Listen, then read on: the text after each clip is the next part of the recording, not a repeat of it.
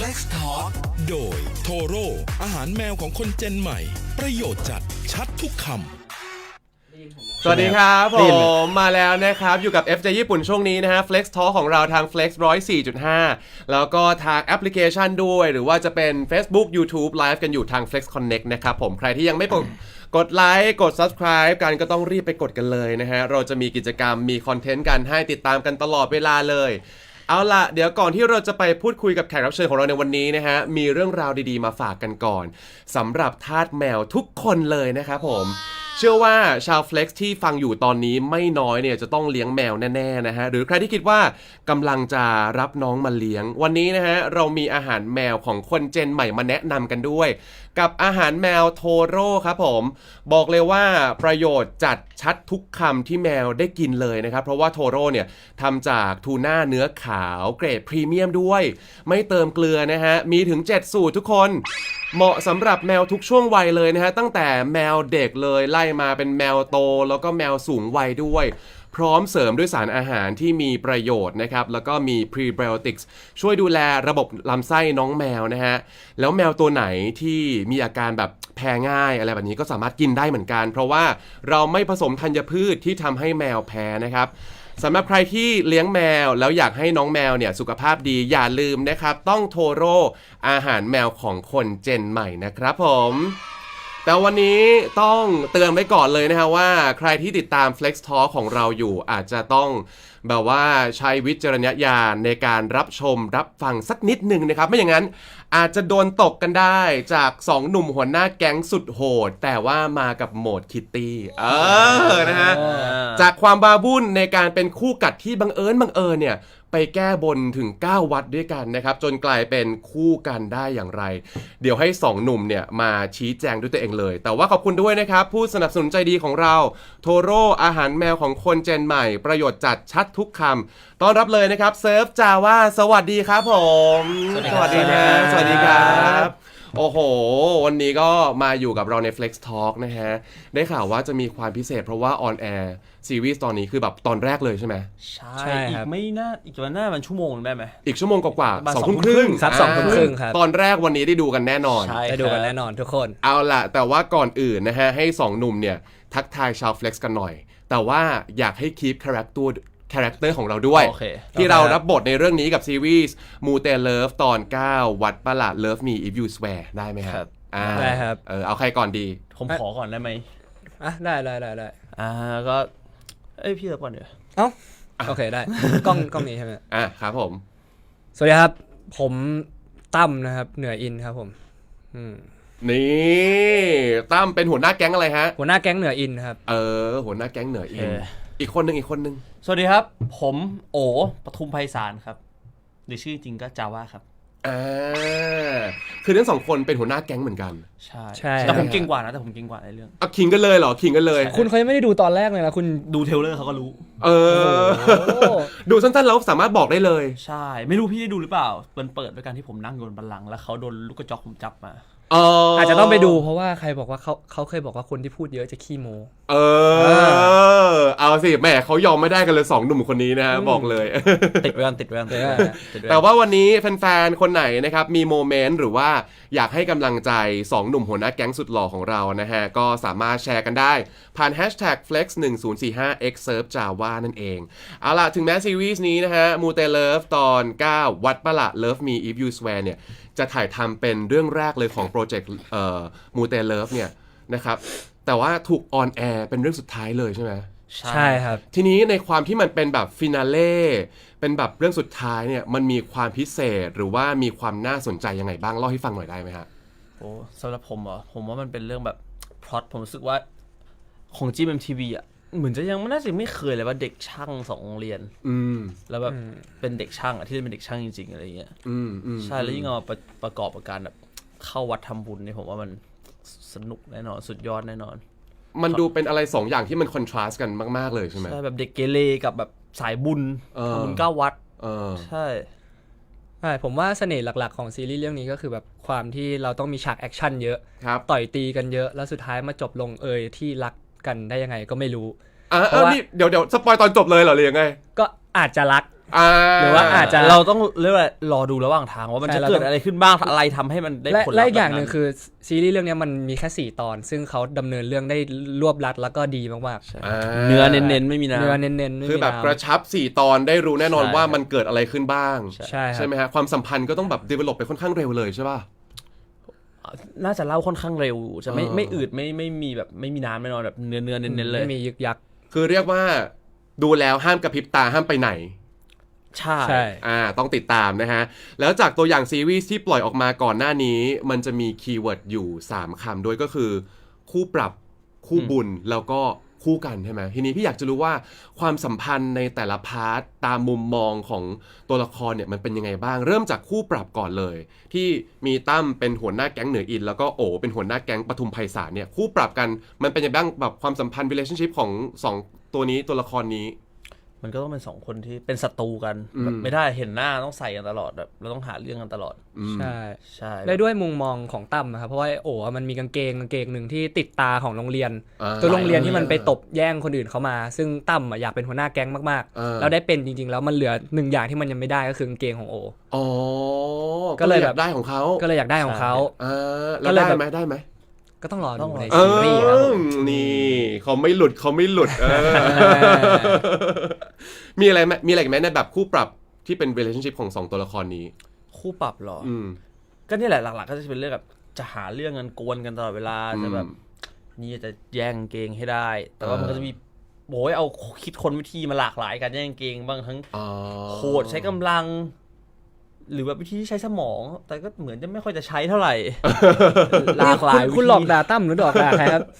ตั้มครับ ตั้ม โอเคพูดถึงตัวละครนะอันนี้ ผมพูดในมุมโอครับ ได้ครับได้ครับ เดี๋ยวใช้สมองบ้างเดี๋ยวไม่เหมือนจะไม่ใช้เท่าไหร่บ้าง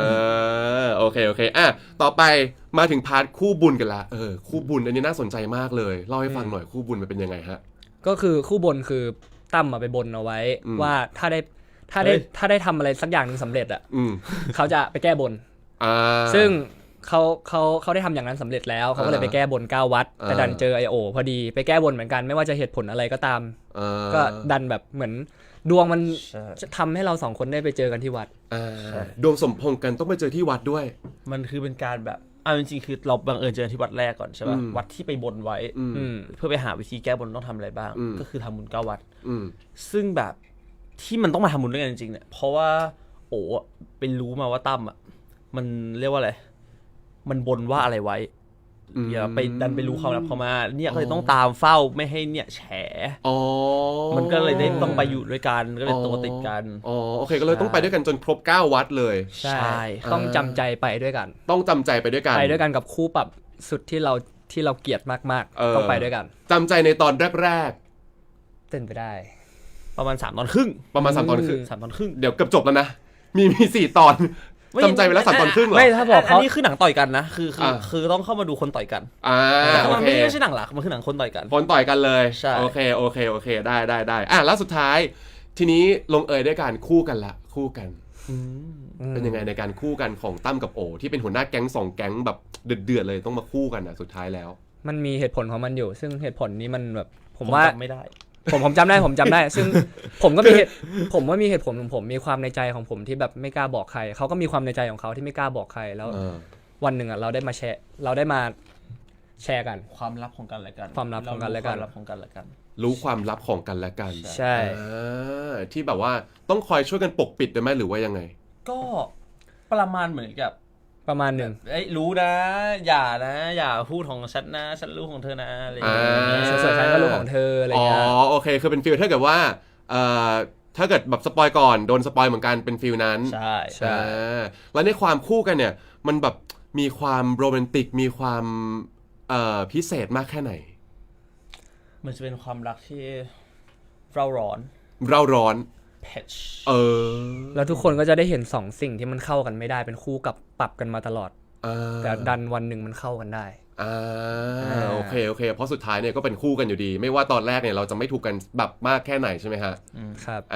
โอเคทีนี้เนี่ยถ้าเกิดถามถึงชีวิตจ จริงๆของทั้งคู่เนี่ยก็แน่นอนแหละเราเป็นนักแสดงเนาะเราไม่ได้เป็นหัวหน้าแก๊งเหมือนกับในซีรีส์เรื่องนี้นะฮะในการที่เราไปรับบทในซีรีส์นี้เนี่ยเราได้ลองทำอะไรใหม่ๆที่ชีวิตจริงคงไม่ได้ทำหรือว่าได้มีการเปิดมุมมองอะไรบ้างของตัวเองจากเรื่องนี้ในการรับบทนี้เอาเซิร์ฟก่อนเลยก็ได้จากการรับบทตั้มเนี่ยก็จริงๆชีวิตจริงผมไม่เคยเรียนช่างมาก่อนก็เลยได้มาลองแบบสัมผัสความเป็นช่างสัมผัสความแบบเดินโยกสัมผัสความขี้แอคสัมผัสความห้าวเรามันต้องเดินโยกเหรอก็มีบ้างอันนี้ในเทรลเลอร์มีตอนเดินเปิดตัวแบบฉีดกระป๋องสเปรย์ตามกำแพงเสร็จแล้วก็โยนกระป๋องสเปรย์ให้เพื่อนรับแล้วก็ทำหน้าหล่อใช่แต่ว่าการที่เราต้องเป็นเด็กช่างเนี่ยกิมมิกมันคือการเดินโยกด้วยหรือว่ายังไงเหมือนเดินกินพื้นที่นะเหมือนเดินกินพื้นที่เป็นฟิลนั้นการปีกนิดนึงกลางอาณาเขตไม่ให้ใครมายุ่งกับอาณาเขตของเราแบบห่วงสถาบันใช่ใช่แล้วก็อีกอย่างหนึ่งที่ผมแบบเปิดประสบการณ์ใหม่ๆมากๆเลยก็คือแอคชั่นใช่ผมไม่เคยแบบเล่นซีรีส์ที่ได้เป็นแอคชั่นมาก่อนอะไรเงี้ยเราต้องมีการเตรียมตัวอะไรยังไงบ้างเขา JMTV เขามีพาไปซ้อมแอคชั่นที่สนามมวยเรียนคิวบูเลย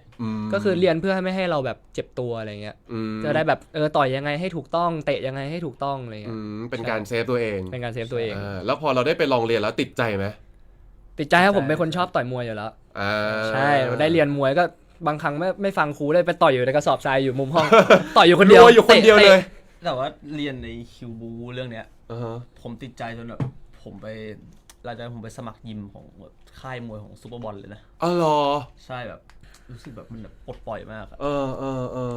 แล้วมันก็เป็นการออกกำลังกายที่แบบเบิร์นได้ดีด้วยใช่ป่ะใช่2 นาทีก็คือโคตรเหนื่อยเพราะแต่ยกนึงเป็น3 นาทีนี่ก็เราก็ให้เหลือ2 นาทีก็ได้เอาที่เราไหวเท่าที่ไหวโอเคแล้วเซิร์ฟมีอะไรไหมฮะที่เราได้เรียนรู้จากการรับบทซีรีส์เรื่องนี้การแสดงครับการแสดงเพราะว่าเป็นเรื่องแรกด้วยที่ได้เล่นกับที่ JMTV ก็ได้ประสบการณ์การแสดงมาเยอะครับเพราะว่าเรื่องนี้ออกซีนโคตรค่อนข้างบ่อย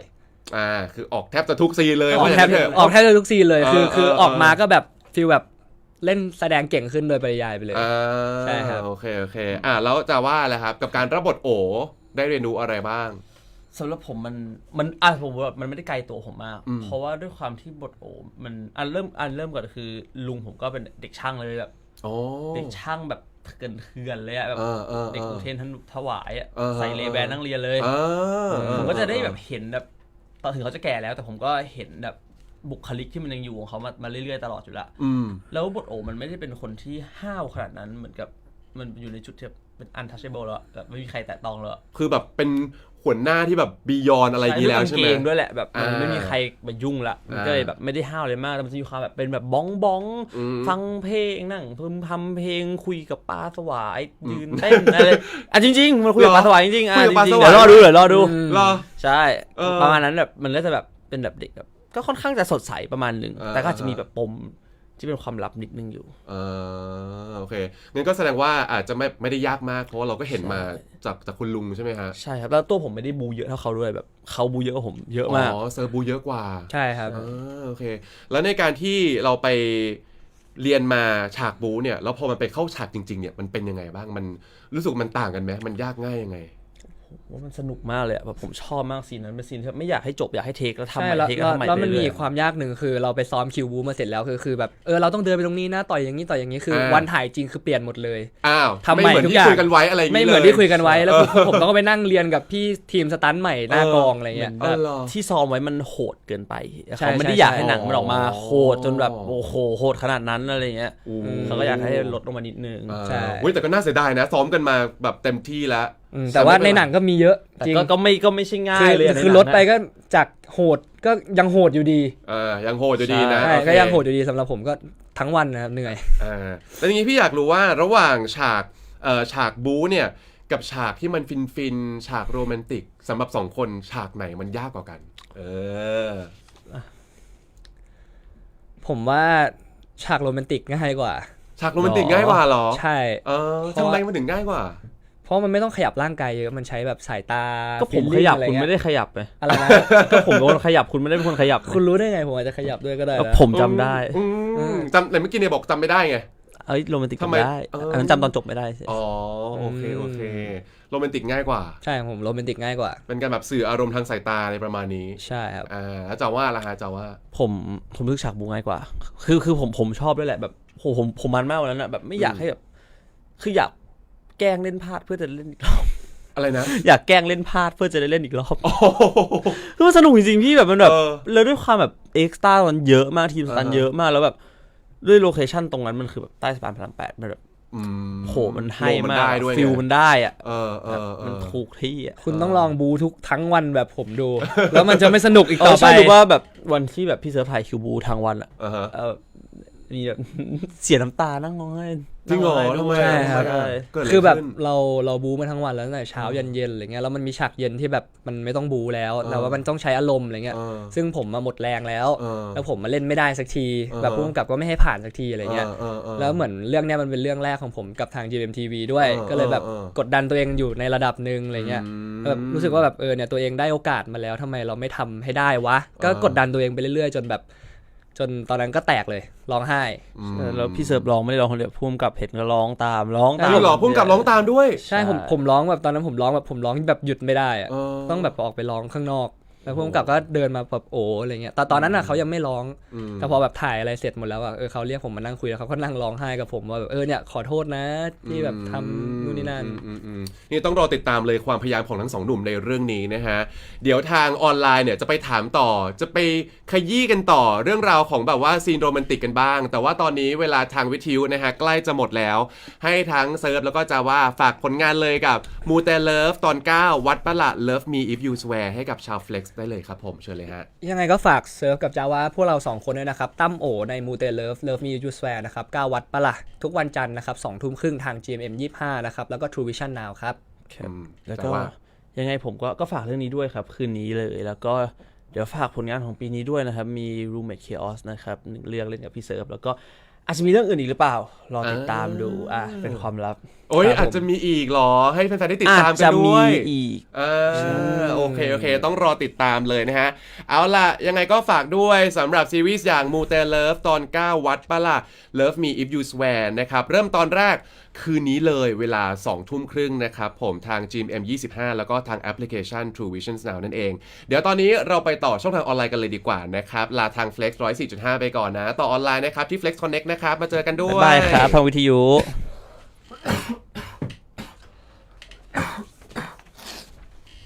เอาล่ะไหวไหมฮะโอเคไหมไหวครับดื่มน้ำก่อนได้ดื่มน้ำก่อนได้เมื่อกี้อันไว้ให้พี่พูดจบก่อนอันไว้ให้เลยผมจะไอต่อโอ้ยขอบคุณมากอ่ะเดี๋ยวให้เซิร์ฟใช้เวลาไอกันแป๊บนึงนะฮะเราอยู่กันต่อช่องทางออนไลน์ทาง Facebook แล้วก็ YouTube ที่ Flex Connect นั่นเองนะอย่างที่บอกไปโมเมนต์อะไรต่างๆวันนี้แชร์กันได้ผ่าน #flex1045xservejava นะครับผมมาต่อกันเลยดีกว่า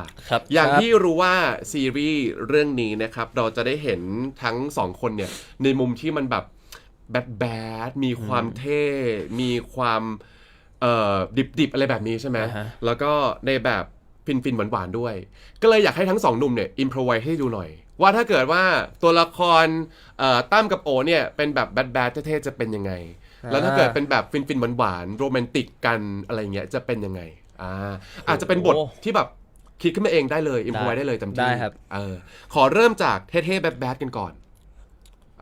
แต่เป็นคาแรคเตอร์ของโอกับตั้มใช่แต่จะเป็นบทอะไรก็ได้พูดถึงอะไรก็ได้แต่ต้องคีปคาแรคเตอร์เอาไว้ขอก่อนเลยได้ไหมได้อันนี้เป็นบทเท่ๆแบดนะบทอะไรนะฮะเท่ๆแบดก่อนโอเคได้มาแล้วอิงสถานการณ์ตรงนี้กันเฮ้ยมึงไปทักทายแฟนคลับดิว่ามึงนั่งหันหลังทำไมหันหน้าไปทักทายเขาหันไปไอ้ตั้มหันไปประมาณนี้อันนี้คือโออันนี้คืออินเนอร์โอมันจะประมาณนี้มันจะแบบพูดแบบพูดเสียงดังแล้วแบบเฮ้ยมึงไม่ขี้บ่นนะแต่นี้พี่อยากเห็น2คนตอบโต้กันด้วยใช่ไหมเป็นแบบตอบโต้ฟีลตอบโต้กันเลยแอบยากเฮ้ยทำได้ไม่ยากผมพูดแล้วคุณต่อเลยเฮ้ยเสื้อมึงสวยว่ะกูขอนะแน่จริงมึงก็แย่งกูไปให้ได้ดิแต่ยังมึงอะไม่มีปัญญาหรอกมึงเจอคนแน่กูรอเลยโอเคไหมครับโอเครอนี่คือรออะไรฮะรอเขามาแย่งเสื้อรอเขามากระชากเสื้อเราไปรอเขามากระชากเสื้อเนาะแล้วกระชากใจได้ไหมล่ะเท่ๆไปแล้วมาต่อกันที่ฟิลหวานฟินกันบ้างดีกว่าต้องแตกต่างจากเมื่อกี้เลยนะยากพี่เซิร์ฟเริ่มก่อนเลยเดี๋ยวผมไหลเพราะเมื่อกี้เซิร์ฟบอกว่าง่ายไงใช่ไหมโรแมนติกเซิร์ฟบอกว่าง่ายเสื้อมึงสวย อได้ปะ เฮ้ยไม่เปลี่ยนไดอะล็อกเลยหรอ อะไรนะ ไม่เปลี่ยนไดอะล็อกให้พี่หน่อยเลยหรอ ได้หลอกเดียวแต่ว่าหลายอารมณ์ไง เอาเราเป็นแบบฟีลหลายอารมณ์ โอเค โอเค เอาจะเปรียบเทียบชัดเจน โอเค เอาไป ได้ ความจริงคิดไม่ออก เอามา มา เสื้อมึงสวยอะถอดให้หน่อยได้ปะ มึงก็มาถอดเองดิ มึงพูดแล้วนะ กล้าปะล่ะ ถ้ามึงยอมกูก็ถอดอะ มาดิ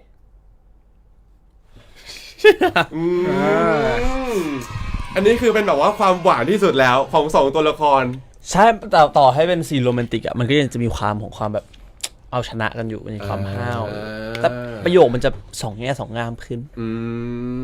มันจะมีความทำให้เราคิดตามมากขึ้น จะมี ด้วย ลูกล่อ อะไร ลูกชนนิดนึง มีคารมคมคายมากขึ้น ใช่ แต่ว่ามูดแอนโทนก็จะเป็นฟีลประมาณนี้เพราะว่าเป็น ใช่ หัวหน้าแก๊งสองคนเลยใช่ไหม ใช่มันก็ยังมีอีโก้กันอยู่ทั้งคู่อ่ะ โอเค แล้วก็ได้ยินมาว่าทั้งสองหนุ่มนะฮะถ่ายซีรีส์เรื่องนี้เนี่ยด้วยกันเป็นเรื่องแรก ใช่ครับ ใช่ ก่อ ครั น บ ซีรีส์ไหนใครว่าพวกมันไม่ถูกกัน head to head อีก ใช่ ไหม ครับ อย่างในเรื่องเนี่ยตั้มกับโอก็จะมีสเต็ปจากแบบคู่กัดใช่ไหมที่บอกไปคู่กัดคู่บุญแล้วก็คู่กัน แล้วถ้าเป็นเซิร์ฟกับจาว่าจริง ๆ แบบในชีวิตจริงเลยอะถ้ามันต้องมี3สเต็ปเนี่ยมันจะเป็นสเต็ปยังไงบ้างตั้งแต่วันแรกที่เรารู้จักกันจนวันเนี้ยถ้ามันต้องแบ่งให้เป็น3สเต็ปเหมือนกับ3ช่วงของเรา2คนเซิร์ฟจาว่ามันจะมีช่วงอะไรบ้างช่วงแรก ขอช่วงแรกก่อน ช่วงตึง ช่วงตึง คือเจอหน้ากันครั้งแรกไม่ค่อยได้คุยกันเท่าไหร่ ใช่ อาจจะแบบตึงๆใส่กันนิดนึงต่างคน เออ ต่างแบบไม่รู้จักกันไม่รู้จะคุยอะไรด้วยกันอะไรเงี้ย คือผมอะเจอครั้งแรกอะผมแบบเฮ้ยกูอยู่มาก่อนนานเว้ย อืม ก่อนหลายปีนะ เอ แบบ อเป็นฟิลนั้น คือไอ้นี่มันติดแอคไงตอนแรกผมก็เลยแบบอยู่แล้วมึงจะแอคอะไรของมึง สิมาคุยกับกูก่อนสิ มึงจะแอคอะไรของมึงนักวะกูก็กูอยากให้กูคุยใช่ไหมกูไม่คุยแล้วกัน อันนี้คือเป็นช่วงเสียงในหัว เป็นช่วงเสียงในหัว ตอนแรกที่เจอกันนะ ใช่ช่วง ช่วงสองอะ เดี๋ยวแล้วช่วงแรกเนี่ยมันช่วงแรกที่เราเจอกันเนี่ยมันผ่านมานานแบบเวลาเท่าไหร่ละ ประมาณปี 2 ปี นิดได้ไหม ใช่ครับ ประมาณปีนิดๆ ประมาณ ใช่ไห ปีนิดๆครับ เราเจอกันที่ไหนครั้งแรกฮะ ห้องประชุมตึกแกรมมี่ ชั้น แล้วก็ยังมีทีมงานอยู่หลายๆคนอะไรอย่างนี้เลยปะ ก็ไม่ก็เป็นบีแบบผู้ใหญ่มีอะไรอย่างงี้เฉย ใช่ ๆไม่แนะน 30 ำ คือตอน ถุงชนให้ กลุ่มถุงชน คือตอนแรกเขาบอกผมแล้วว่าเนี่ยเดี๋ยวจะมีพาไปเจอคู่นะแต่เขาไม่ได้บอกว่าเป็นใครเพราะว่าแอบเดาว่าแบบเนี่ยมีใครยังไม่มีคู่บ้างในเจมผมก็เลยไปนั่งเปิดเว็บไซต์ดู อ๋อเป็น ตอน กัน ตอนนั้น ด้ว ไม่ ย น่าเดาเป็นผมใช่ไหม แอบเดาเป็นจาว่าด้วย จริงปะ ใช่ เป็นหนึ่งในช้อยที่เราคิดเหมือนกัน เป็นหนึ่งในช้อยส์ที่ผมคิด แล้วพอเราเปิดประตูเข้าไปปุ๊บเจอเขาเฮ้ย ไอหมอนี่หว่าที่เจอในเว็บไซต์ทำไมมันตึงจังวะ ไม่แต่ว่าตอนแรกอะผมคำถามคืออะไร ผมจะ ช่วงแรก ช่วงแรกที่เจอกัน นั่นแหละผมเจอเขาแบบแรกที่ผมคิดเลยนะ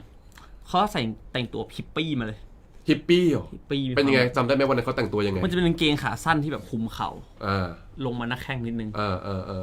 แล้วก็รองเท้าทิมเบอร์แลนด์วะถ้าไม่ผิด โอ้โหนี่คุณเก็บดีเทลมากเหมือนกันนะ น่าจะคู่นี้ที่มันใส่ตอนนั้นเลย คู่นี้คู่เดิมด้วย ก็เดินด้วย เสื้อแบบ อาจจะออกแบบเสื้อคอปนิดนึงปะแบบ ไม่เสื้อโอเวอร์ไซส์ โอเวอร์ไซส์ อ่า ใช่มันเป็นความ สไตล์ฮิปฮอป ฮิปฮอปอะแล้วแบบ อ่า ดูเป็นแบบพูดภาษาอังกฤษ2 คำไทย 1 คำอะ ภาษาอังกฤษ2 คำไทย 1 คำ เป็น ด้วย ประเด็นอันนี้ไม่ได้คิดนะ Inter แต่เขายังไม่ได้พูดนะผมแบบมองเฉย อ๋อคือแค่มองเราหัวคือไปแล้วว่าเขาเป็นแบบนี้แบบนี้อะไรอย่าง คือ งี้ วันนั้นผมอยู่ตึกอยู่แล้ว แล้วผมรู้อยู่แล้วผมต้องลงมาเจอ เออ แล้วผมก็เห็นคนเนี้ยผมก็ไม่คุ้นหน้าว่า เออ เอ้ยคนนี้ใครนะหรือเปล่านะ มีความเอะเบา ขอดูสิหล่อขนาดไหนวะยืนก้มหน้าในโทรศัพท์ขอดูห แล้ว น่อย พอใจไหมพอใจไหม พอใจครับ อ่า หล่อขึ้นเยอะหล่อขึ้นเยอะ ๆโอเคสเต็ปแรกที่เป็นสเต็ปตึงผ่านไปสเต็ปที่2 เอาเป็นช่วงไหนดิช่วงหายหมูเตลิดไหม ไอซ์เบรกกิ้ง เป็นช่วงแบบ ช่วง ice ช่วง breaking คู่บุญเนี่ยเราได้อยู่ในวัดเลย ช่วงคู่บุญ เออ เป็นไอซ์เบรกกิ้งกัน2 คน มันเริ่มได้ยังไงครับในการไอซ์เบรกกิ้งทำให้คุณ2 คนเนี่ยเลิกตึงใส่กัน ในกองไม่มีใครให้คุ ใน ยเลย ในกองครับ คือเป็นไฟบังคับไปเลยนะ ฟีลเหมือนว่าเขาจับเราเป็นไฟบังคับ เออ ให้เราได้มาเจอกันบ่อยขึ้นได้มาเจอกันทุกวัน ใช่ คือมันจะเป็นประมาณสมมุติแบบไปรายการหาคู่อะไรอย่างเงี้ยใช่ป่ะเรียลลิตี้อะไรอย่างเงี้ยแล้วแบบพอปุ๊บจับมาอยู่ด้วยกันแล้วอยู่ไปเรื่อยๆมันฟิลมันจะคล้ายๆอย่างนั้น พอนั่งคุยกันไปคุยกันมาไลฟ์สไตล์ก็คล้ายกันบ้าง ในระดับหนึ่งก็หาจุดที่มันร่วมกัน2 คนอะไรเงี้ยก็แบบจะได้ไปด้วยกันได้ แล้วยิ่งแบบผ่านความลำบากผ่านความทรหดจากการถ่าย ใช่ เรื่องนี้มามันเลยทำให้รู้สึกว่าอ๋อ คุกฝุ่นคุกดินกิ้งหญ้านอนคอนกรีต โอ้โหมันขนาดนั้นเลยเหรอจริงๆแบบโหพวกผมแบบผื่นขึ้นแบบเยอะมากอ่ะแบบ ใช่พวกผม2 คนถ่ายมูเตเลิฟเป็นลมพิษกันด้วย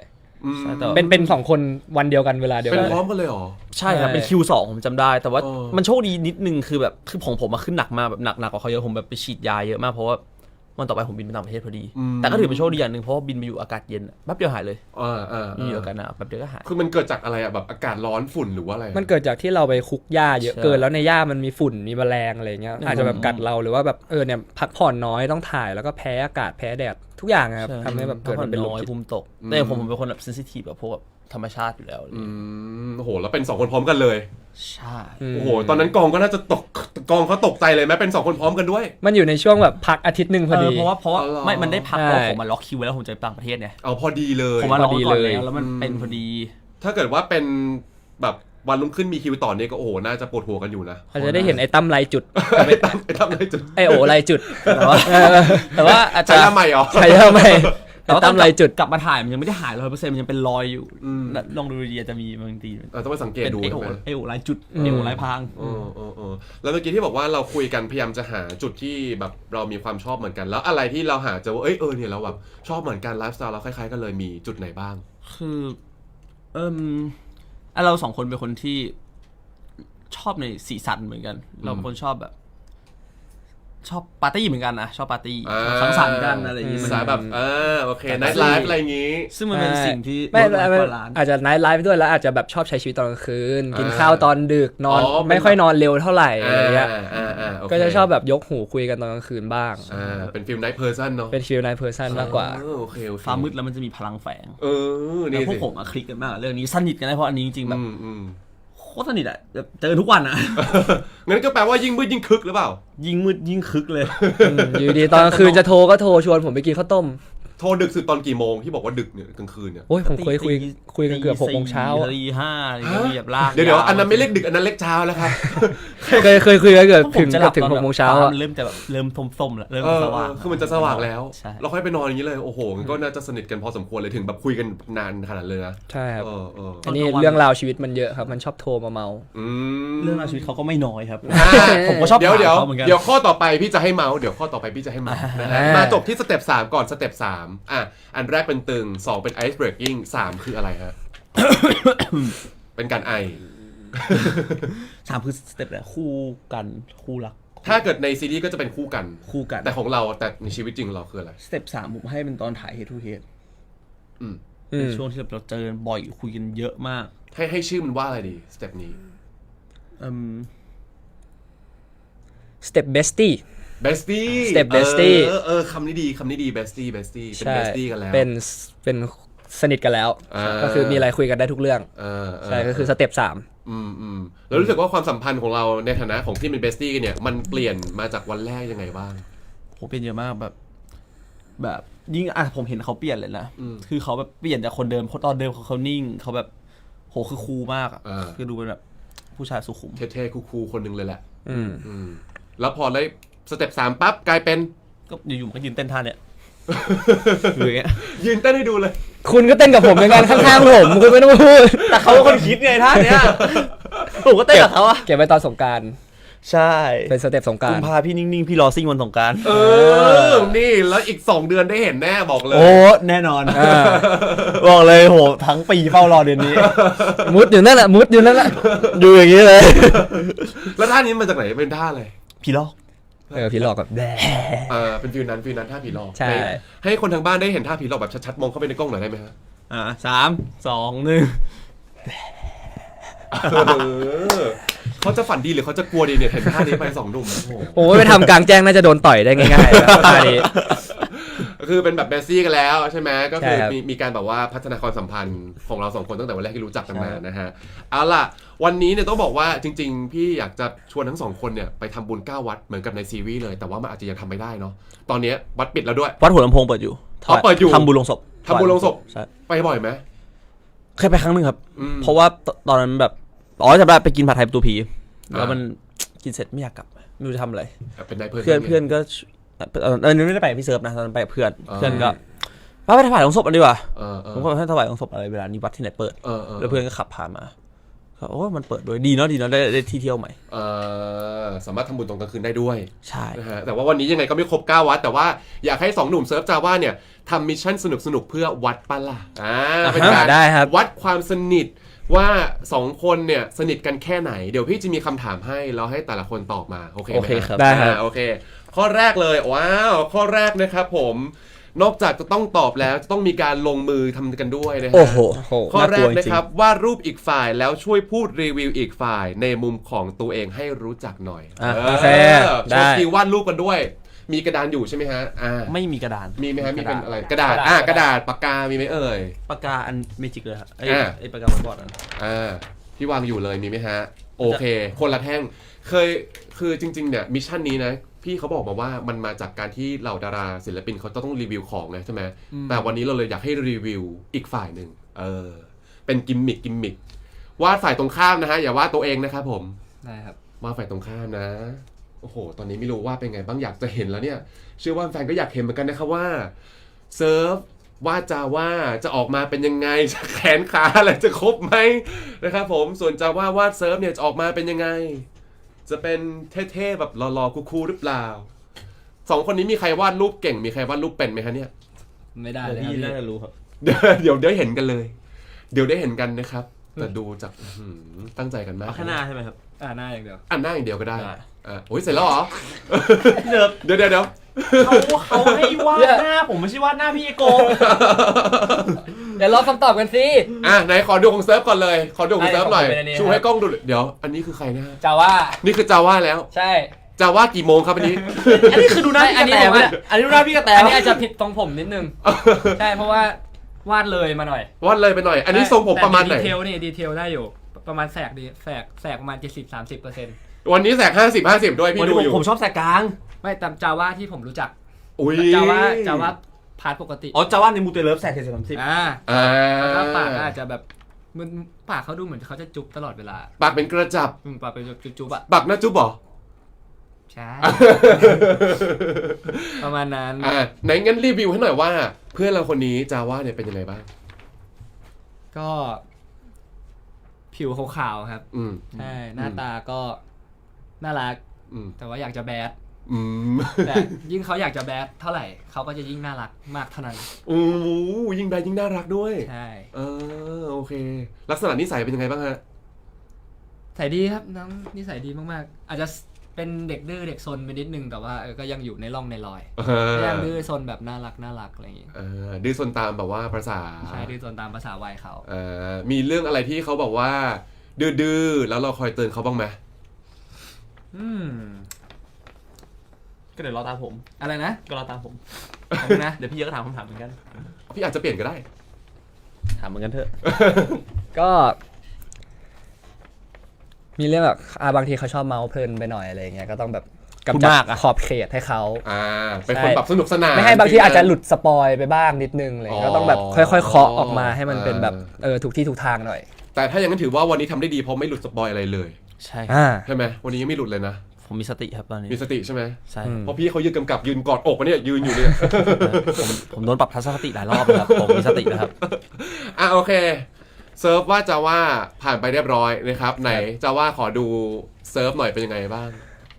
นี่โชว์ให้กล้องดูเลยโชว์ให้กล้องดูหน่อยโชว์ให้กล้องดูโทษนะกูผมบางหรือกูอะไรเนี่ยผมมันแบบเป็นย่อมอย่างเงี้ยแสกไงคุณชอบแสกกับคีโมเนี่ยเอาดีๆแสกแสกไง70-30อ๋อ70-30ไหนพี่ขอดูอีกทีนึงได้ไหมแต่ยังดีเนี่ยที่คิ้วตาจมูกปากมาครบยังดีเหมือนปะเป็นข้างนอกบอกไม่เหมือนกี่โมงก่อนเขาถามเหมือนไหม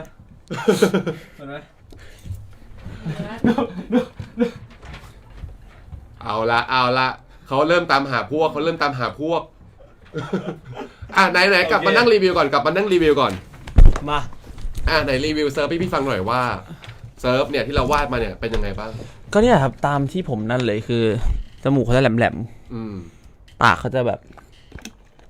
แห้งๆเขาจะมีความแบบลิปมันไหมปากเขาจะมีความแบบเป็นอย่างเงี้ยใช่แล้วก็จะมีผ ผมที่แสกอย่างนี้ครับเขาจะชอบทำผมตกลงมาสองข้าง ตก ใน มาตรงๆ ในรูปนั่นคือตกแล้วใช่ไหม ใช่นี่ตกแสกครับตกมาตรงๆ อ๋อโอเค ผม ตกนี่คือ โอ้โ ตกนี่หมายถึงสีถ้าสีตกไปเยอะเลยครับ สีขาวเยอะเลยครับผม แล้วไงอีกแล้วไงอีก ตามนั้นแหละครับ นิส่งนิสัยเป็นไงบ้างฮะ พี่สงนิสัยเป็นคนที่นิสัยแบบนิสัยดูเป็นคนดีครับนิสัยแบบนิ่งๆ เดี๋ยว ดูเป็นคนดี ถ้าไม่มีคำว่าดูมันจะดูดีมากเลย อ๋อใช่เป็นคนดีครับเป็นคนดีแบบถึงกับ นิสัยดูเป็นคนดี ความหมายผมคือจะสื่อว่าแค่ดูรู้สึกว่าเป็นคนดี อ๋อ ใช่ โอเคแค่เห็นปุ๊บโอ้ยคนนี้คนดีแน่นอน เรียบร้อย อ่า คูลมีมาตร โอเคมีอะไรอีกไหมเฮ้ยเขานิสัยน่ารักเขานิสัยดีครับ นิสัยน่ารักนะครับโอเคข้อแรกผ่านไปข้อ2นะฮะจงบอกความลับของอีกฝ่ายที่ตัวเองรู้ครับมาขอคนละ1ข้อรู้เยอะด้วย ความลับของจาว่ามีอยู่ข้อหนึ่งที่ผมอยากจะมาเมาส์วันนี้ อันนี้คือเป็นความลับที่ไม่เคยเปิดเผยที่ไหนมาก่อนเลยหรือเปล่าใช่ Exclusive เฉพาะที่ Flex ของเรานะใช่ Exclusive เฉพาะที่ Flex ไม่เคยพูดที่ไหนโอเคคือเห็นเขาเป็นคนแบบดื้อๆซนๆแบบไม่ค่อยคิดอะไรอย่างเงี้ยแต่จริงๆเขาเป็นคนสำอางมากใช่เขาเป็นคนแบบรักสะอาดถ้าแบบผ้าปูสกปรกหรืออะไรเงี้ยเขาก็จะซักแบบ3วันซักที4วันซักทีผมก็ซื้อเตียงใหม่เลยเฮ้ยเดี๋ยวอันนี้จะยังเพราะว่าผมเคยไปห้องเขามาแล้วใช่ห้องเขาเนียบมากเหรอใช่เหมือนเขาเคยบอกผมรอบนึงมั้งว่าเพื่อนเขาไม่ยอมล้างจานหรือว่าอะไรสักอย่างเขาไล่เพื่อนออกจากห้องเลยไล่เพื่อนออกจากห้องเลยโดนตบเลยโอ้โหแล้วเพื่อนไม่ตกใจแต่คุณตกเพื่อนก็รอได้คือเป็นคนเนี้ยเป็นคนรักความสะอาดเป็นคนเจ้าสำอางใช่แต่เดี๋ยวนี้ลดลงเยอะละเพราะว่าบางทีเหนื่อยอย่างเงี้ยมาอย่างนี้ตั้งแต่เช้าเสร็จก็ดึกเนี่ยบางทีก็เหนื่อยบางทีมันก็แบบอะไรหยุ่นได้ก็หยุ่นบ้างแล้วถ้าเกิดเป็นตอนที่แบบยังเนียบยังแบบนั่นอยู่ล่ะจะเป็นยังไงเป็นเหมือนแบบเรื่องความสะอาดนี่แบบสำคัญมากเตียงสกปรกไม่นอนผ้าปูหมดไม่นอนจะไปเปิดโรงแรมฮะเคยสมัยก่อนตอนนี้ผมอยู่คอนโดนะเมื่อก่อนอยู่บ้านกับพ่อแม่อะไรเหมือนผมบอกให้แม่เปลี่ยนผ้าปูที่นอนให้แม่บอกผ้าปูที่นอนหมดแล้วแบบส่งซักไปมันยังไม่มาส่งคือแม่บอกว่าเปลี่ยนผ้าปูหมดบ้านแล้วลูกคนร้านซักผ้าเขาแบบเหมือนกับไม่แบบไปต่างจังหวัดอะไรอย่างเงี้ยแบบซักไม่ทันยังไม่ได้ส่งกลับมาไม่ได้ส่งกลับมาพี่ว่ามันจบที่อะไรพี่บอกว่าไปเปิดโรงแรมเหรอผมให้แม่เปิดโรงแรมเลยจริงปะเนี่ยตรงข้างๆเซ็นทรัลโรลด์เหรอแล้วตอนแบบโหดึกแล้วอ่ะมืดๆแล้วอ่ะแบบเพราะว่าจะนอนแล้วไงเพราะว่าไม่นอนยังไงก็ไม่นอนแต่ไปนั่นซึ่งแม่เขาก็รู้อยู่แล้วว่าแบบเราเป็นคนรักความสะอาดแบบเบอร์นี้เลยคือแม่รู้อยู่แล้วว่าเป็นคนนิสัยแบบนี้ใช่แล้วอย่างงี้ถ้าเกิดเป็นคนรักความสะอาดมากเนี่ยอย่างเวลาถ้าเซิร์ฟไปที่ห้องไปที่บ้านเนี่ยไปขึ้นเตียงได้ไหมไม่ถ้าไม่อาบน้ำไม่ได้ถ้าแบบนั้นคือไม่ได้เลยต่อให้อาบน้ำแล้วต้องล้างเท้าก่อนขึ้นเตียงถ้าลงมาเหยียบพื้นก็ต้องเดินกับล้างเท้าก่อนแล้วค่อยกลับมาขึ้นต้องกับขยิงมาขึ้นเตียงโอ้โหสุดมากไม่แต่คือระยะมันไม่ได้ไกลจากประตูห้องน้ำมาถึงเตียงใช่โอ้โหโอเคอันนี้คือลามไปถึงคนอื่นด้วยไหมหรือว่าเฉพาะกับตัวเองคนอื่นแต่ปกติผมไม่ค่อยให้ใครนอนเตียงเดียวผมเป็นคนแบบชอบกลางอาณาเขตชอบกลางอาณาเขตแล้วเวลาเราต้องไปทำงานต่างจังหวัดไปนอนโรงแรมอะไรอย่างงี้ล่ะเราต้องแบบโอ้โหเช็คไหมแบบเอาเหมือนในหนังที่เขาเอามือลูบวืดแล้วแบบดูมีฝุ่นอะไรเงี้ยเป็นอย่างนั้นไหมถ้าโรงแรมไม่เพราะว่าแบบบางทีเราเห็นชื่อโรงแรมมันก็รู้อยู่แล้วว่ามาตรฐานเราดีอะไรอย่างเงี้ยโอเคอาจจะมีรูปพื้นแต่ว่าเตียงจะไม่ค่อยไม่รูปเตียงแต่รูปพื้นเลยเตียงเราสึกมันสะอาดอยู่แล้วล่ะแบบเราก็จะชอบรูปพื้นเลยโอเคนะฮะโอเคทีนี้จะว่าขอ1ข้อของเซิร์ฟที่เป็นความลับที่เรารู้แต่คนอื่นไม่รู้อันนี้ผมไม่รู้ว่าแต่ผมคิดว่าคนส่วนใหญ่ไม่รู้แต่ผมเคยพูดครั้งนึงเขาเป็นคนที่แบบมีฮิปฮอปในหัวใจมาเขาเป็นคนที่แบบแรปแบบคือค่อนข้างดีเลยแหละแล้วเป็นคนหัวไวคือพี่โยนโจทย์ให้เขาสักโจทย์นึงเขาสามารถคิดภายในแบบ20 วิเขาสามารถแบบออกมาสักแบบ4 บาร์ต้องมีโอเคได้มาอันนี้เป็นมิชชั่นเสริมไม่ขอนิดนึงได้ปะคือแบบผมเคยเห็นเขาจะมีแอคเคาท์อีกเขานึงเป็นแอคเคาท์ private ครับใน Instagram เขาจะลงเพลงที่เขาทำมิกเพลงฮิปฮอปอะไรของเขาเองอะไรอย่างงี้ผมเคยฟังแล้วโอ้โหสุดยอดดีเลยเหรอคือถ้าสมมุติว่าเขาไปทางฮิปฮอปก็เนี่ยอยู่กับแย่จังยังโอมเนี่ยตีคู่มาเลยเอาอย่างงี้ดิเอางี้ดิยังเซิร์ฟชอบจาว่ายังเซิร์ฟชอบจาว่าแกงนางฟ้ามาพูดมาขนาดนี้งั้นพี่โยนโจทย์ให้เลยแล้วกันพี่โยนให้สัก3คำนะได้ครับขอมีคำว่าจาว่าขอมีคำว่าเตียงขอมีคำว่าสะอาด3คำนี้เตียงสะอาดโอเคได้20 วิ ให้ให้เวลาคิดก่อน โย เอ้ยทันเลย ตอนนี้ผมมาแรปกับจาว่าบอกเลยไม่ต้องทำท่าอยากเจอความหล่อให้ดูหน้า อยากเจอความน่ารักให้ดูว่าตอนนี้จาว่าอยากจะเช็ดเตียงถ้านอนเตียงไม่ได้จาว่านอนได้ที่ระเบียงถ้าจาว่าไม่นอนที่ระเบียงมานอนข้างเคียงก็ได้นะสุดท้ายเลยนะ อะไรนะจะว่า สะอาด สะอาด อ่ะ สะอาดสะอาด โยตอนนี้คือคำสุดท้ายคือคำว่าสะอาดผมมีเรื่องนึงอยากจะเป่าประกาศฟังแล้วต้องจดในกระดาษมูเตเลิฟออนแล้วนะจ๊ะไปดูกันนะจ๊ะจัด โอ้โห เฮ้ยโอเคเลยเวลาน้อยมากเวลาน้อยมาก โอ้โหแต่ว่าเป็นคนที่แบบมีไหวพริบทางด้านดนตรีค่อนข้างจะดีเลย ใช่รู้สึกว่าคำของจองมันขึ้นมาในหัวแบบเร็ว นี่เรียนภาษาไทยเก่งหรือเปล่าวะเนี่ย ได้เกรดน้อยอยู่นะ แต่เป็นความชอบเรา แต่มีความชอบแสดงว่าชอบแบบฮิปฮอปชอบแรปมาตั้งแต่เด็กๆเลย ใช่ครับตอนเด็กตอนแบบมต้นมปลายอะไรเงี้ยชอบฟังแรปกับเพื่อนแล้วก็ถ้าว่างๆก็จะแรปสดกับเพื่อนเปิดแบบเปิดบีทแรปกันเล่นที่บ้านอะไรเงี้ยครับ ใช่ แล้วมีความฝันว่าอยากจะเป็นศิลปินฮิปฮอปกับเขาไหมเป็นแรปเปอร์ ถ้าได้มีโอกาสอยากเป็นมาก โอ ใช่ เคตอนนี้ถ้าเกิดทางค่ายดูอยู่โปรดิวเซอร์ดูอยู่เนี่ยลองไปได้เลย ใช่ ๆถูกครับใช่ หรือว่าจะมีโปรเจกต์อะไรเร็วๆนี้หรือเปล่าให้เราได้ติดตาม ตอนนี้ยังครับ ตอนนี้ยัง ต้องรอติดตามเลยนะ ไม่แต่ว่านี่นิดนึงอยากกระซิบอีกนิดนึงคือวันนี้เพิ่งประกาศไปเลยว่าเดี๋ยวเซิร์ฟจะว่าจะมีแฟนมีตวันที่26 เมษา ครับ นี่คิดเพลงเลย ใช่ไหม อยากร้องนี่ทาวิสกอต ร้องเลยนะ อยากแบบเพลงแบบฟิลทาวิสกอตอะไร อ๋อ Travis Scott อยาก ใช่ ร้องทาวิสกอตอยากฟิลนั้นเลย ผมอยากแบบอยู่บนเวทีแล้วก็ตะโกนให้ทุกคนแหกเป็นวงกลม แล้วกระโดดลงไปตรงกลาง แล้วผมก็จะกระโดดลงไปตรงกลางแล้วท่อนฮุกก็คือทุกคนรวมกันอยู่ในตรงวงกลม โอ้โห พี่เชื่อผมว่ามันทำจริงถ้ามันทำได้ มอชพิท โอ้โห ใช่ ต้องรอดูว่า25 เมษายนจะเกิดขึ้นไหม ใช่ผมบอกเลยว่าอันนั้นโชว์เดี่ยวนะ ชวนเดียวเขาไม่ไปเขาเลยเดี๋ยวเขาเหงาไง ต้องรอดูลิขสิทธิ์ก่อนว่ามันยังไง โอเค หรือเราอาจจะแต่งเพลงใหม่ขึ้นมาเลยก็ได้เป็นเพลงของเราอะไรแบบนี้ เป็นไปได้ผมอาจจะไปแรปมอมึงทอทิ้งกอกกูไปก็ได้ เขาแทบจะเป็นเจ้าของเพลงแล้วในทิกตอกอ่ะ โอ้โหนี่นะไม่ธรรมดาโอเค2ข้อผ่านไปนะครับไปกันต่อถ้าความสัมพันธ์ตอนนี้เป็นเบสตี้กันเนี่ยมันน่าจะต้องมีการพูดคุยแล้วก็อาจจะมีการงอนกันบ้างแหละใช่ไหมทีนี้เกิดว่าอีกฝ่ายงอนเนี่ยคุณจะง้อเขายังไงตรงข้ามเนี่ยใช้วิธีไหนในการง้อ จากประสบการณ์โดยตรงเลยครับแบบ อันนี้คือเรื่องจริงเลยใช่ไหม เรื่องจริงเลย เรื่องจริงเลยจะว่าชอบงอนตอนที่ผมไม่ค่อยได้ไปหาเขาตอนที่ผมชอบกลับพัทยากลับไปอยู่กับที่บ้านไปทำธุระส่วนตัวที่บ้านอะไรเงี้ยใช่เขาก็จะแบบเมื่อไหร่พี่เซิร์ฟจะกลับมาสักทีแต่ว่าไม่ได้บอกผมโดยตรงนะมีทางอ้อมๆคือการไปไลฟ์สดบอกแฟนคลับว่าเนี่ยพี่เซิร์ฟไม่กลับมาสักทีทำไงดีแบบนอยแล้วอะไรเงี้ยคือวิธีแก้ของผมก็คือแบบอาจจะไม่ได้แบบทักไปบอกหรือโทรไปบอกก็ต้องแก้ด้วยการกระทำก็ขับรถกลับมาไปเที่ยวเขาอะไรอย่างเงี้ย โอ้คือเราต้องลงทุนขับรถกลับมาเลย ใช่ แล้วทั้งที่เขาจะไม่ได้บอกเราด้วยแต่รู้ผ่านแฟนคลับอะไรอย่างงี้ รู้ผ่านไลฟ์เขาชอบแบบเขาชอบไลฟ์ไปฟ้อง แล้ววันนั้นเราเจอกันตอนประมาณเที่ยงคืน โอ้โหแล้วคุณขับรถกลับมาเจอเขาไปทำอะไรกันอะเที่ยงคืนเงี้ยไป ทำอะไรนะ ตอบเลย ฮะ ตอบเลย ไปนั่งคุยไปนั่งร้านที่มันแบบเปิดได้ดึกเป็นร้านแบบบรรยากาศชิลๆอะไรเงี้ยไม่ได้แบบไปพับไปปาร์ตี้อะไรเงี้ยเป็นร้านนั่งชิลๆใช่ ไปคุยกันอะไรอย่างงี้ ไปนั่งคุยกัน แล้วกลับพัทยาไหมหรือว่าอยู่กรุงเทพเลย อยู่กรุงเทพเลยครับ อยู่กรุงเทพเลยคือกลับมาอยู่เลยอะไรอย่างงี้ ใช่ โอ้โหแล้วก็หายงอนไหมครับถ้างั้น หายเลย หายเลยเนาะเห็นหน้าปั๊บหายเลย คือไปดึกกับเขานี่ยิ้มเลยชอบ แล้วตอนวันนั้นน่ะก่อนที่เขาจะมาเขาโทรบอกเราไหมหรือว่าเขามาเซอร์ไพรส์ เอาจริงๆตกใจมาเดินมาสะกิดข้างหลัง คือวันนั้นเราอยู่ไหนเรา คือผมมาอยู่ตรงนั้นอยู่แล้วอยู่ที่นั่นอยู่แล้ว อ๋อโอเคอยู่นั่นอยู่แล้ว ใช่คือผมมากับเพื่อนก่อนแล้วเขาก็มาผมก็เลยทิ้งเพื่อน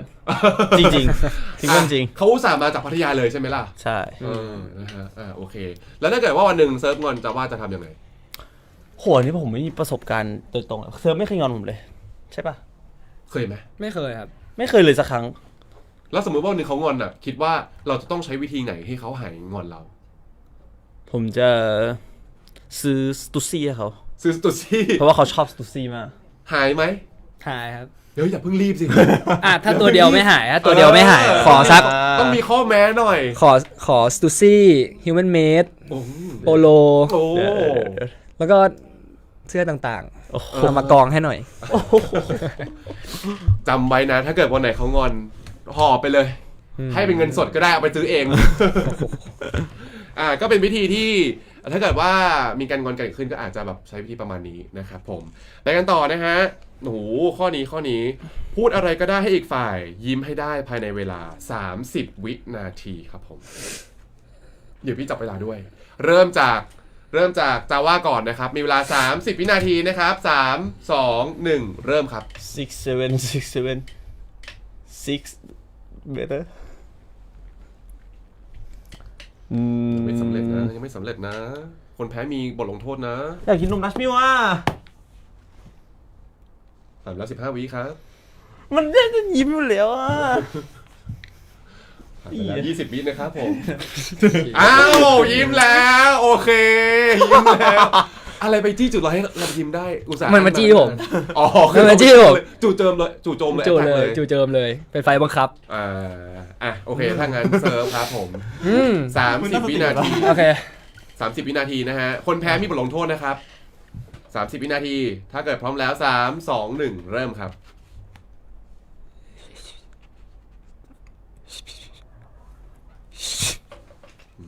สมาธิดีมากโอ้โหจะอ้วกเหรอครับเป็นไรครับ ผ่านไปแล้ว15 วินาทีนะครับ15 วิผ่านไปยังทำอะไร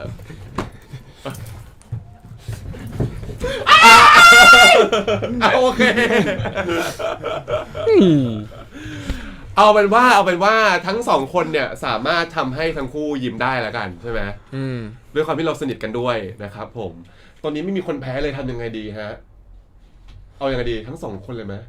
เขาบอกว่าลงโทษทั้งคู่เลยเพราะเราเสมอกันถ้าอย่างนั้นรายการน่ากลัวยังให้แต่ละคนแต่ละฝ่ายนะครับผลัดกันบอกรักในเวอร์ชันที่อ้อนที่สุดโอเคใครก่อนดีครับพี่เลือกเลยใครก่อนดีฮะเอาจาว่าก่อนครับโอเคคนแรกสบายคนสุดท้ายต้องปิดดีๆหรองั้นเอาเซิร์ฟก่อนเฮ้ยรอได้ก่อนเหรอมีเสื้อสตูซี่มีอะไรโปโลให้พี่ไหมล่ะฮิวแมนเมดมีอะไรไหมไม่มีผมก่อนแล้วกันนี่ไม่ได้โยนเลยจาว่าก่อนมาจาว่าก่อนรักนะครับเต็งเบฟโอเคนี่คืออ้อนที่สุดแล้วใช่ไหมอ้อนที่สุดแล้วโอเคถ้างั้นเซิร์ฟต้องอ้อนกว่านี้เราต้องอ้อนเบอร์แรงกว่านี้คนสุดท้ายอ่ะต้องเอาให้กีทั้งหมดนะเขาจะได้ยินผมหรือเปล่าก่อนได้ยินไม่ตรงนี้ได้ยินใช่ตรงนั้นเขาน่าจะเปิดไลฟ์อยู่ต้องเอาให้กีต้องเอาให้กีทุกคนนะเอาให้ลั่นเลยนะรักเหมือนกันนะครับจาว่าของพี่โอเคได้ยินแววๆได้ยินเสียงพอห้องเก็บเสียงเยอะใช่ไหมใช่เรากรี๊ดกันอยู่โอ้โหก็นี่นะเป็นการบอกรักของสองหนุ่มนะครับผมในสไตล์ที่แบบอ่อนๆแต่อาจจะยังมีความเท่อยู่มีความแบบแบดแบบดิบๆอยู่อะไรแบบนี้นะฮะมาอีกหนึ่งอย่างที่อยากจะเห็นจากสองคนในวันนี้นะครับก็คือการที่ร้องเพลงด้วยกัน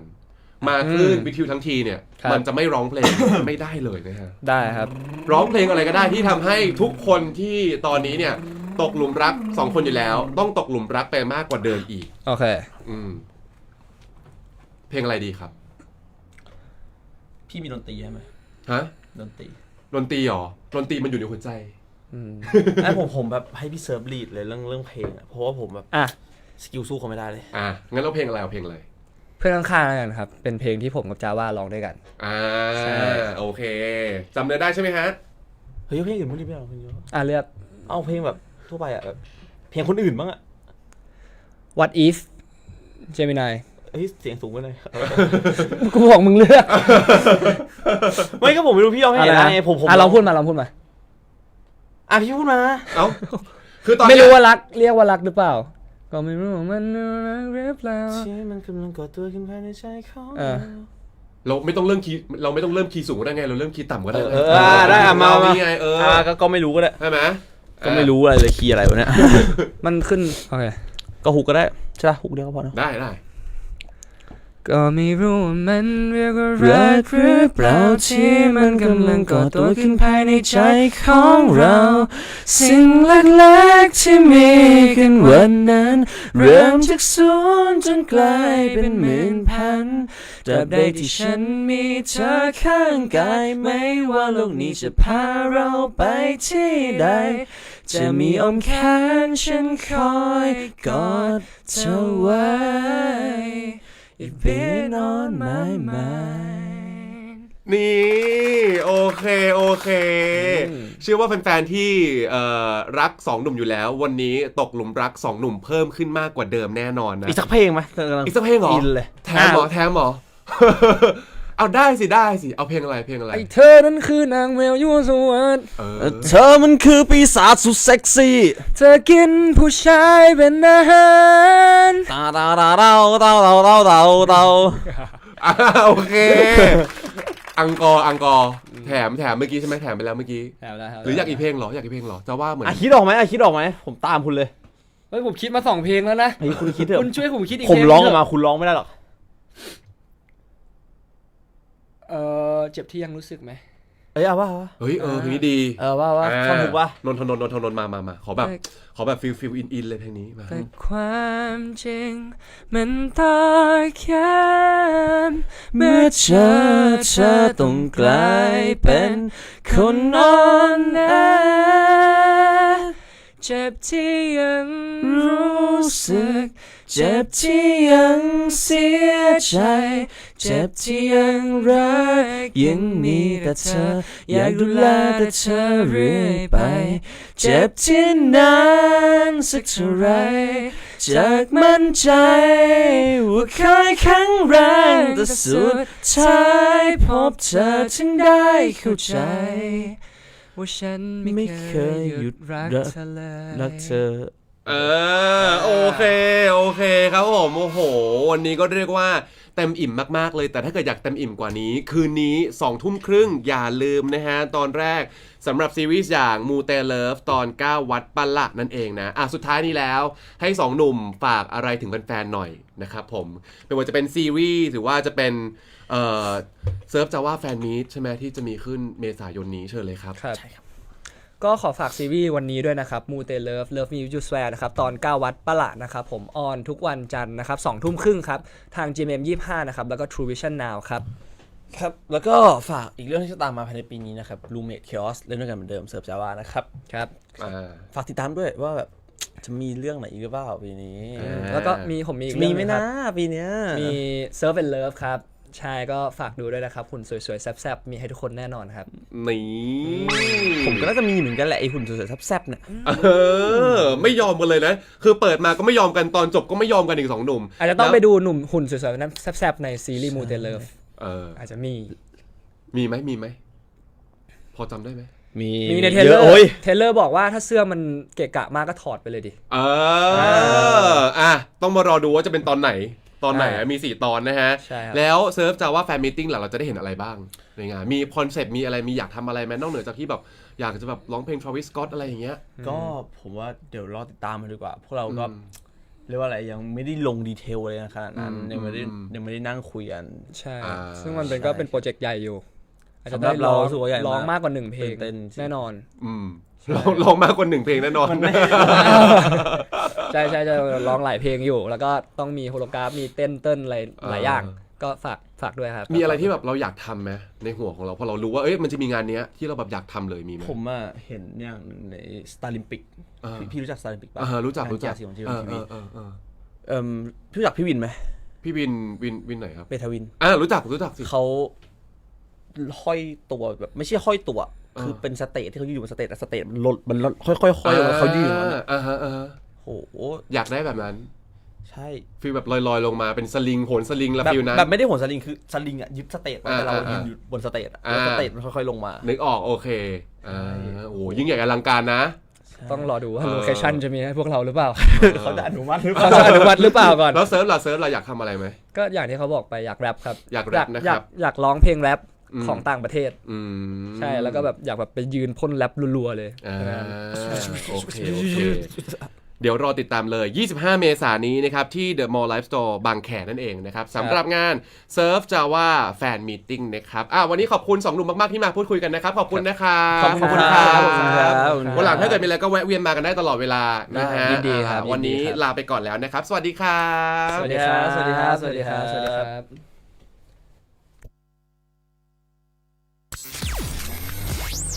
Flex Talk โดยโทโร่อาหารแมวของคนเจนใหม่ประโยชน์จัดชัดทุกคำ